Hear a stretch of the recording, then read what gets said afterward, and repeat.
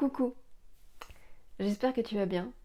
On se retrouve du coup aujourd'hui dans un nouvel épisode de Tranche de vie. Aujourd'hui, je vais te proposer une rétrospective de mon année 2021. Alors, normalement, il va y avoir une vidéo qui va sortir sur la chaîne par rapport à mes objectifs pour l'année 2022. Au moment où je tourne ma vidéo, on est le 1er janvier 2022. Je vais te souhaiter rapidement une bonne année. Je te dis rapidement puisqu'en fait, la vidéo qui sort jeudi 6 janvier, du coup, je vais te souhaiter une bonne année. Donc, pour éviter que ça soit répétitif, voilà, je te souhaite quand même une bonne année. J'espère que cette année te donnera un petit peu tout ce que tu souhaites. Je me le souhaite bien évidemment d'abord à moi, parce que vu cette fin d'année, vu la fin d'année que je me suis tapée, j'espère que j'aurai une année 2022 beaucoup plus glorieuse et je pense qu'elle sera très belle cette année, je le sens. Donc voilà, mais aujourd'hui on n'est pas là pour parler de l'année qui va s'écouler, mais plutôt de faire une toute petite rétrospective ou plutôt un petit pas en arrière sur l'année 2021. Dans mon année 2021, il s'est pas forcément passé des choses très intéressantes. On va dire, il y a eu, on va dire, deux gros événements marquants dans mon année 2021. Mais à côté de ça, on va dire, il n'y a pas eu de... Comment dire? Il n'y a pas eu péripétie sur péripétie, voilà. Même si la fin d'année a été hyper tumultueuse, mais en gros, les deux événements qui ont marqué mon année, ça a été déjà la naissance de ma fille au mois de mai 2021. Et ensuite, du coup, il y a eu bien évidemment ma séparation au mois d'octobre 2021. Du coup, ces deux événements-là, c'est vraiment deux événements complètement opposés, complètement contradictoires. Où d'un côté, il y a eu la naissance de ma fille, ça a été une joie intense et ça a été quelque chose de dingue, puisque en plus de ça, si tu n'as pas vu la vidéo sur mon accouchement, mon deuxième accouchement du coup, puisque j'ai un petit garçon déjà, mais voilà, ce deuxième accouchement, il a été juste incroyable. Il m'a mis clairement des paillettes dans les yeux, puisqu'en fait, j'ai eu l'accouchement que je rêvais, que je voulais avoir pour mon fils et que je n'ai pas eu. Parce que ben voilà, moi, mon accouchement de base, c'était sans péri et dans une position que je juge physiologique. Et mon rêve absolu, c'était d'arriver juste pour accoucher. Et c'est exactement tout ça en fait qui s'est passé. Voilà, je te conseille d'aller voir la vidéo si jamais ça t'intéresse. Je vais te faire rapidement un topo si jamais. Mais en gros, en fait, j'ai été en travail pendant toute la journée. Et le soir, en fait, j'en pouvais plus. Je commençais à me mettre à quatre pattes, mais en même temps, je voulais pas aller à la maternité parce que j'étais persuadée que c'était un faux travail. Alors que pas du tout.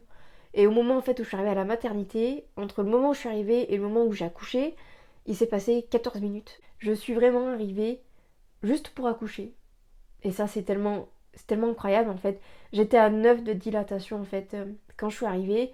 Et quand ils m'ont passé en salle de naissance, en fait, j'étais à 10, j'étais à dilatation complète. Et je me suis jetée sur leur espèce de lit. Et j'ai accouché en fait semi-debout. En fait, j'étais comme ça sur le lit, semi-debout vraiment. Et j'ai accouché comme ça. C'était intense, c'était incroyable. Voilà, j'ai eu vraiment l'accouchement que je rêvais et ça m'a guérie de mon premier accouchement que j'ai vécu comme un échec, même si, voilà, on a tendance à en faire, comment dire, pas des caisses, mais on va dire, je parle vraiment par rapport à YouTube, je parle pas du ressenti des mères, mais voilà, sur YouTube, on aime le sensationnel, on va plus facilement raconter un accouchement qui s'est mal passé qu'un accouchement qui s'est bien passé. C'est entre autres pour ça que c'était important pour moi de faire la vidéo par rapport à mon deuxième accouchement. Et de toute façon, j'ai prévu de te faire, on va dire, une vidéo un peu récap sur mes deux accouchements pour te montrer un petit peu la différence de ressenti et tout ça. Mais voilà, du coup, pour te dire un petit peu par rapport à mon premier accouchement, ça n'a pas été un accouchement catastrophique, ça n'a pas été un accouchement sanglant, ça n'a pas été un accouchement où j'ai eu des violences obstétricales, où j'ai fait une hémorragie. Pas du tout en fait. Moi je l'ai vécu comme un échec puisqu'en fait j'ai demandé la péridurale et j'étais tellement dans l'optique de me dire tellement de femmes ont accouché sans péri, j'en suis capable. Et quand j'ai craqué pour la péridurale, je m'en suis énormément voulu et c'est pour ça que je l'ai vécu comme un échec. Surtout qu'en fait, j'ai clairement vu la différence entre le fait d'accoucher avec péri et sans péri, sachant que j'ai accouché dans le même hôpital pour mes deux accouchements.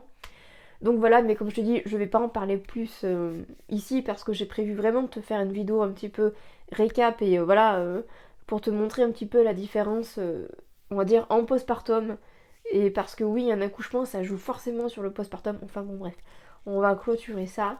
Mais en gros, du coup, voilà, ça a été l'événement évidemment le plus joyeux dans cette année 2021 parce que la naissance de ma fille a tellement été incroyable et puis c'est mon bébé, même si mon accouchement aurait été dur et admettons ça se serait mal passé, ça aurait été quand même un bel événement avec peut-être un goût amer, mais voilà, c'est quand même la naissance d'un enfant, c'est la naissance de ma fille.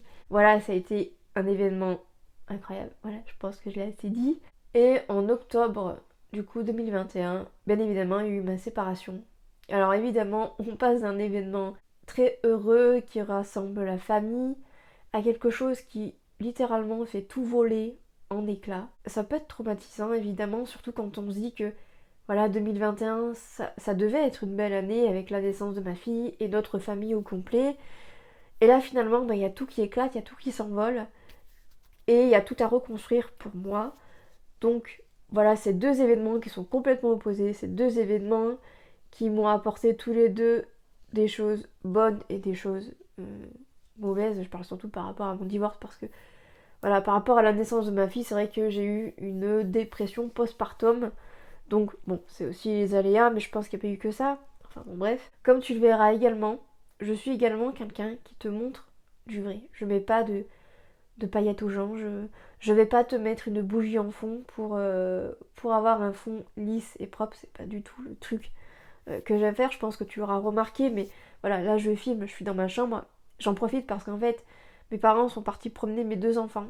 Donc voilà, c'est le calme, c'est pour ça que j'en profite en fait pour faire cette vidéo aussi. J'ai, on va dire, mes pensées qui sont prises par mes enfants parce que ils bougent, ils jouent, ils râlent parfois. Donc du coup, des fois, je suis plus trop focus sur ce que je dis. C'est pour ça que des fois, je divague un peu. Tu vois, comme là, c'est ce que je suis en train de faire et pourtant, j'ai pas mes enfants. Bref. Donc tout ça pour te dire que, évidemment, tu vois un décor peut-être qui n'est pas lisse, un décor qui n'est peut-être pas aussi blanc et aussi impeccable que dans la plupart des vidéos YouTube. Parce que, si tu suis un petit peu la chaîne, tu le sais, mais comme je suis de nouveau chez mes parents, ma seule pièce, on va dire, de vie à moi toute seule, c'est ma chambre.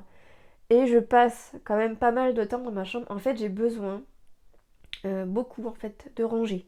Parce que comme c'est mon espace privé à moi et que c'est mon seul et unique espace, j'ai besoin que tout soit rangé. Bien évidemment, avec deux enfants, c'est super compliqué d'avoir un espace rangé. Et très franchement, si je te montre un petit peu, on va dire, le tour de la chambre, c'est clairement le bordel. J'essaye en fait, dans le bordel, que ça soit rangé. Après, c'est vrai que moi, je fais partie des gens que quand je vais regarder une vidéo, si je vois qu'il y a des trucs qui sont pas très bien rangés, que genre, il y a une feuille qui dépasse, je vais avoir en fait mon œil qui va fixer ce détail. C'est con, mais bon, voilà. Je sais du coup que c'est quelque chose que j'ai très envie de te montrer. Voilà, le fait que, effectivement, la vraie vie, c'est ça. La vraie vie, c'est, il y a des poils de chien qui traînent, il y a de la poussière.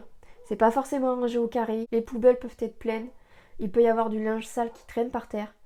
Parce que très clairement, en une journée, en fait, on n'a pas le temps. Il faudrait 2 jours dans une journée pour réussir à peu près, on va dire, ranger les choses comme il faut et que voilà, l'espace, on va dire, soit clean.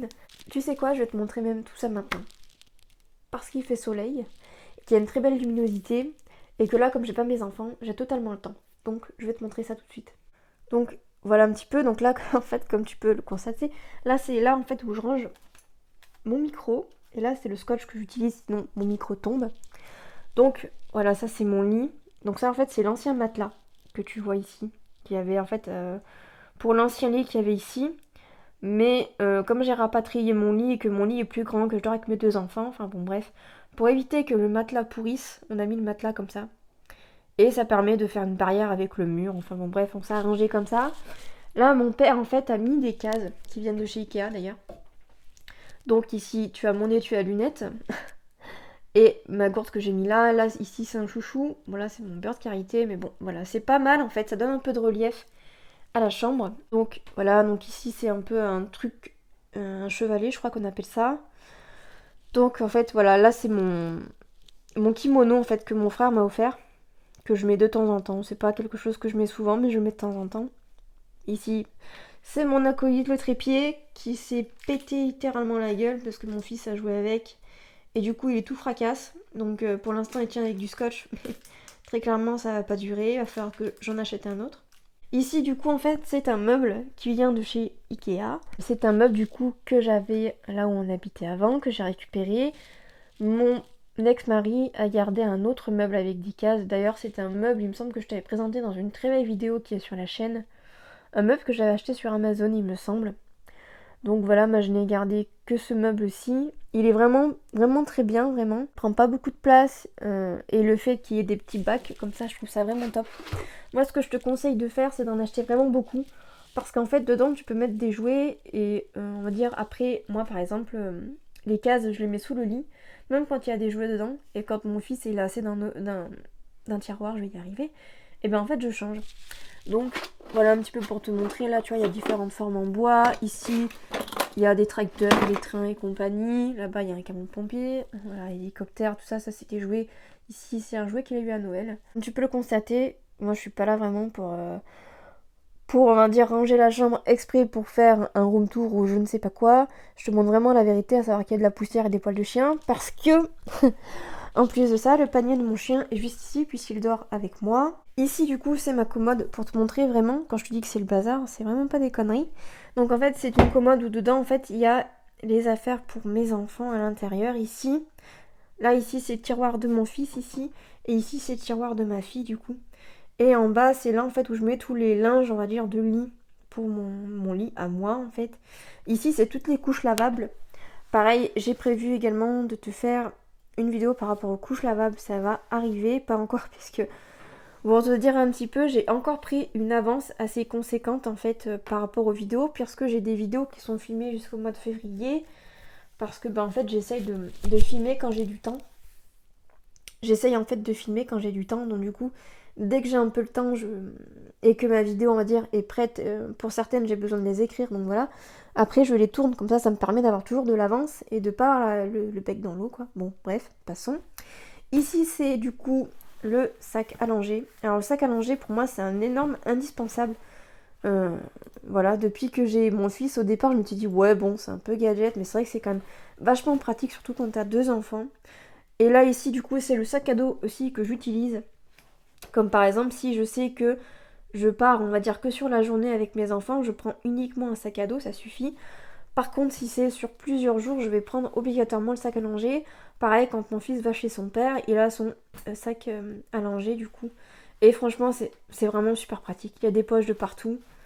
Franchement, le sac à langer pour moi c'est un énorme indispensable, vraiment je regrette pas du tout l'investissement. Je sais que c'est pas moi qui l'ai acheté, mais je sais combien il a coûté, même si ça coûte clairement un bras, il me semble qu'il a coûté plus d'une cinquantaine d'euros. Ici c'est un carton du coup, parce qu'en fait je suis en train de faire le tri avec tous les vêtements que ma fille a en fait. C'est du 6 et 9 mois, puisqu'actuellement elle met du 12. Bon, elle met encore un peu du 9 en pyjama. Enfin bon bref, elle est entre deux tailles, donc là en fait je suis en train de faire tout le tri nécessaire. Ici c'est ma commode, enfin ma commode pardon, mon armoire. Voilà, c'est vraiment... voilà. Euh, Il y a un peu de tout, quoi. En fait, ce que tu vois pas derrière, ici, c'est là, en fait, où il y a tous mes livres de cuisine. J'ai fait exprès, en fait, de mettre cette petite commode, ici, là, devant, pour pas que mon fils y aille. Et là, d'autant plus qu'il y a du bordel, il y va pas. Et voilà, en gros, ouais, il y a un peu de tout, quoi. Des papiers. Ça, c'est une écharpe et un bonnet que j'ai eu à Noël. Donc, voilà, je te dis, il y a un peu de tout. Ici, il faut savoir que quand j'étais avec le père de mes enfants, mon fils avait une bibliothèque entière pour ses livres. Bon, la bibliothèque, j'ai pas pu l'emporter puisqu'en fait elle était à mon mari. Enfin, pardon, à mon ex-mari. Mais bon. Donc du coup, j'ai dû me contenter de cette caisse-ci. Sauf qu'en fait, mon fils a tellement de livres et j'ai pas tout pris. Mais comme il a énormément de livres, ben voilà, ça s'empile et c'est le bordel. À côté, c'est ses classeurs, en fait, que ma mère lui a fait. Et je te conseille vraiment de faire ce genre de classeur si tu as des enfants. Donc en fait, c'est des classeurs sur différents thèmes. Les animaux, la famille, il a un classeur sur la famille avec des photos de chaque membre de la famille. Il a également un classeur sur les fruits et légumes. Il a un classeur sur les formes, un classeur sur les chiffres, enfin bon bref, il en a pas mal. Il avait également un classeur aussi, là je le vois pas, il doit être planqué quelque part, mais il avait un classeur sur les engins de chantier. Ma mère avait pris des photos en fait des engins de chantier qu'elle croisait, des tracteurs, etc. Et du coup, il avait son petit classeur. Là, ici, du coup, eh bien, en fait, c'est là où il y a les paquets de couches jetables. Parce que mon fils n'est plus que en jetable à l'heure actuelle. Parce que les lavables, ça lui convenait plus du tout. C'est que ma fille qui est en lavable. Ici, là, ce que tu vois, c'est un sac que j'avais acheté chez Action, un sac licorne. Et donc, du coup, pour te montrer, ici, c'est la table à langer. Donc, ici, c'est un coin body pour mon fils.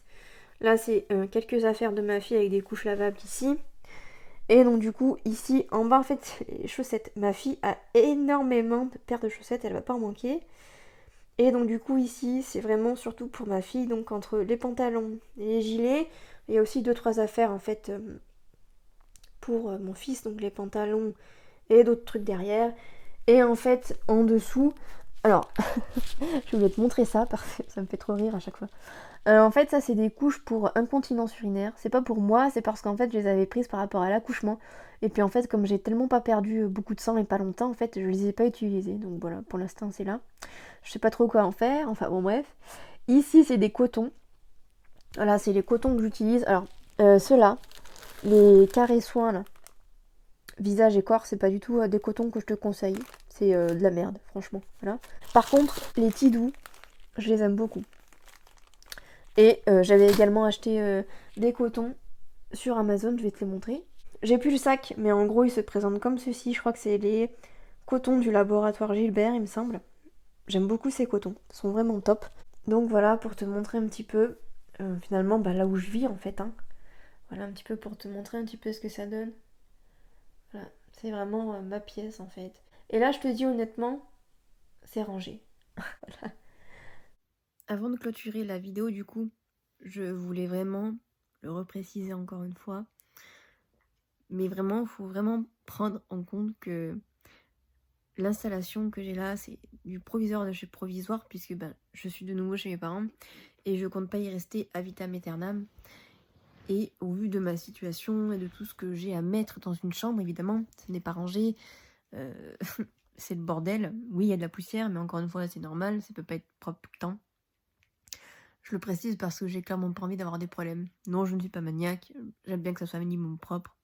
Mais s'il y a de la poussière, pour moi, c'est pas la fin du monde. Voilà, j'ai pas envie qu'on tombe dessus dans les commentaires en me disant que je suis une grosse crasseuse. Non, pas du tout.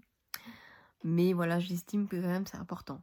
C'est pas une justification, c'est juste que je veux juste clarifier les choses pour éviter que ça parte en cacahuète dans les commentaires si jamais. Parce que c'est vrai que ce genre de vidéo, ça peut vite tourner. Et puis en même temps, c'est moi aussi d'un côté, parce que moi, voilà, comme je te l'ai dit, je suis pas quelqu'un de maniaque. J'aime bien que ça soit rangé, voilà. Mais quand on a des enfants, c'est très compliqué. Surtout quand on a autant d'affaires que moi à avoir sous la main dans une chambre. C'est compliqué. Comme je te dis, j'ai pris très peu de meubles quand j'ai quitté le père de mes enfants. Enfin, pardon, quand lui m'a largué. J'ai pris très peu de meubles parce que les meubles qu'on avait étaient beaucoup trop imposants et que je pouvais pas me permettre de mettre ça chez mes parents. Mais en fait, là, du coup, j'attends d'avoir fait ma demande, voilà, par rapport à un logement pour pouvoir commencer à acheter des meubles. C'est ce qu'on a convenu avec mes parents. Même si je sais que, au vu de ma situation, je suis prioritaire de chez prioritaire. Donc, voilà, encore une fois, je fais ce que je peux avec l'espace que j'ai. Oui, j'ai eu le temps de filmer, on va dire la vidéo là.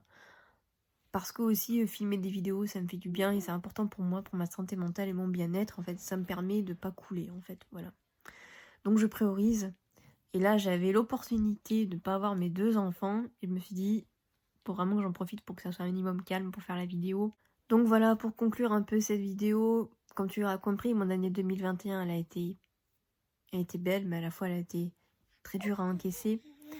Ma séparation m'a énormément affectée. Mais voilà, comme je t'ai dit, 2022, ça va être une très belle année. Il va y avoir beaucoup de choses qui vont se passer cette année. Il va y avoir un renouveau pour moi.